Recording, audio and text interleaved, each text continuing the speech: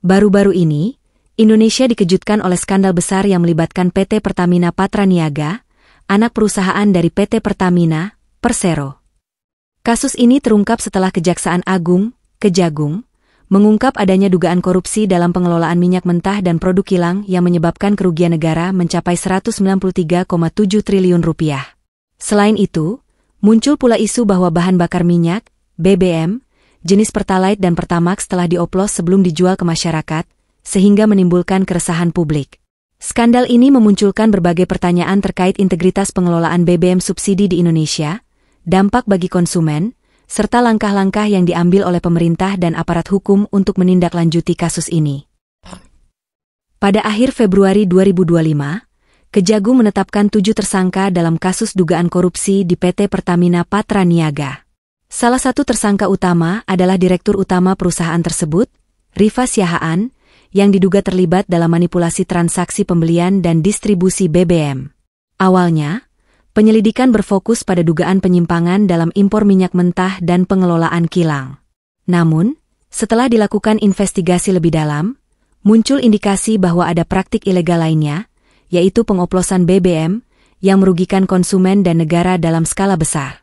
Modus yang terungkap menunjukkan bahwa Pertamina Patraniaga diduga membeli BBM jenis RON 90, Pertalite, dengan harga RON 92, Pertamax, lalu mencampurkannya di depo atau storage sebelum dijual ke masyarakat sebagai Pertamax.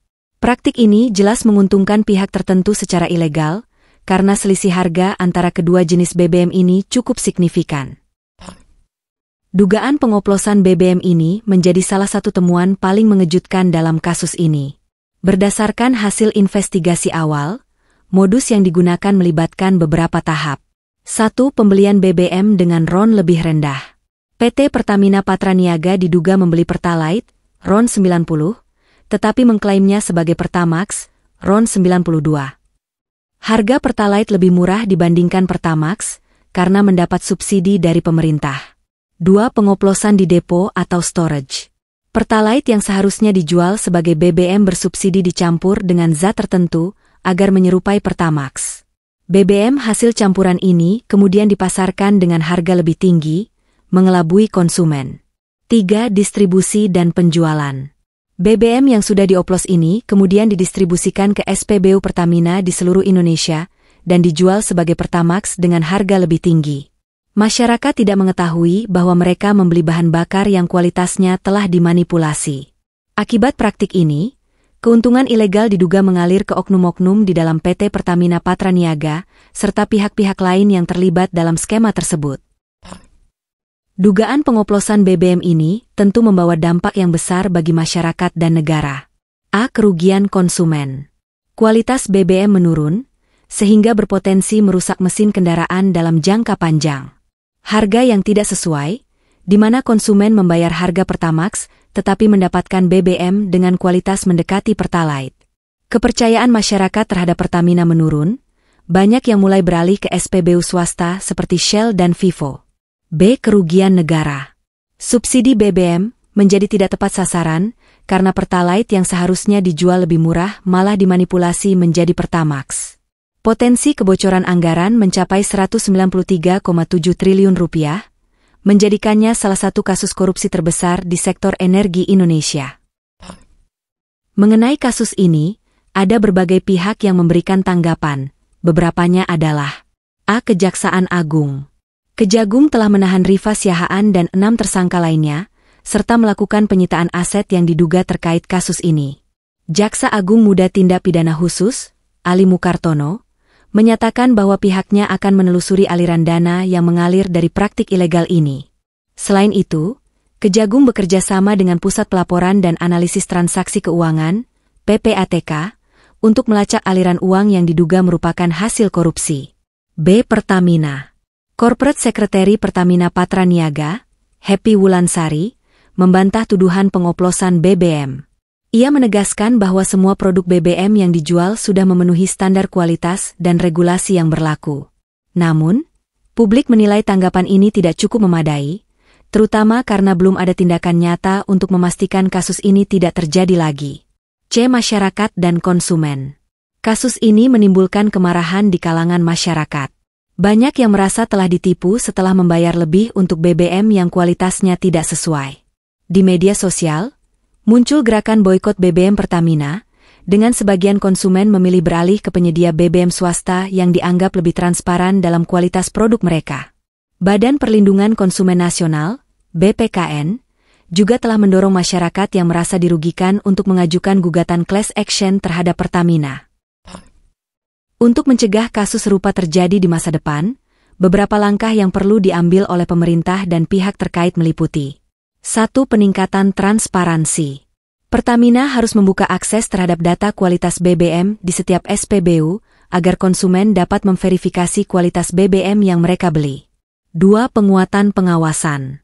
Pengawasan terhadap depo, storage, dan jalur distribusi BBM perlu diperketat agar tidak terjadi manipulasi kualitas. 3. Sanksi berat bagi pelaku. Jika terbukti bersalah, para tersangka harus dikenakan hukuman berat agar menjadi efek jera bagi pelaku kejahatan serupa di masa depan. 4. Edukasi konsumen. Masyarakat perlu diberikan informasi mengenai cara mengenali kualitas BBM yang asli dan memahami hak mereka sebagai konsumen. Perkembangan terbaru kasus dugaan korupsi di PT Pertamina Patraniaga menunjukkan peningkatan signifikan dalam proses penyidikan. Kejaksaan Agung, Kejagung, telah menetapkan 2 tersangka tambahan, sehingga total tersangka kini berjumlah 9 orang. 2 tersangka baru tersebut adalah Direktur Pemasaran Pusat dan Niaga PT Pertamina Patraniaga, Maya Kusmaya, dan Wakil Presiden Operasi Perdagangan PT Pertamina Patraniaga, Edward Corner. Keduanya diduga terlibat dalam praktik pengoplosan bahan bakar minyak, BBM, jenis Pertalite menjadi Pertamax, yang kemudian dijual dengan harga lebih tinggi, menyebabkan kerugian negara yang signifikan. Selain penetapan tersangka baru, Kejagung juga telah melakukan penggeledahan di Terminal Bahan Bakar Minyak, TBBM, di Merak, Banten. Penggeledahan ini bertujuan untuk mengumpulkan bukti tambahan terkait dugaan korupsi dalam pengelolaan minyak mentah dan produk kilang di PT Pertamina Patraniaga. Dalam operasi tersebut, sejumlah dokumen penting dan barang bukti elektronik berhasil disita untuk kepentingan penyidikan lebih lanjut. Kasus ini bermula dari dugaan bahwa PT Pertamina Patraniaga membeli BBM jenis Pertalite dengan harga Pertamax, kemudian mencampurnya untuk dijual kembali sebagai Pertamax.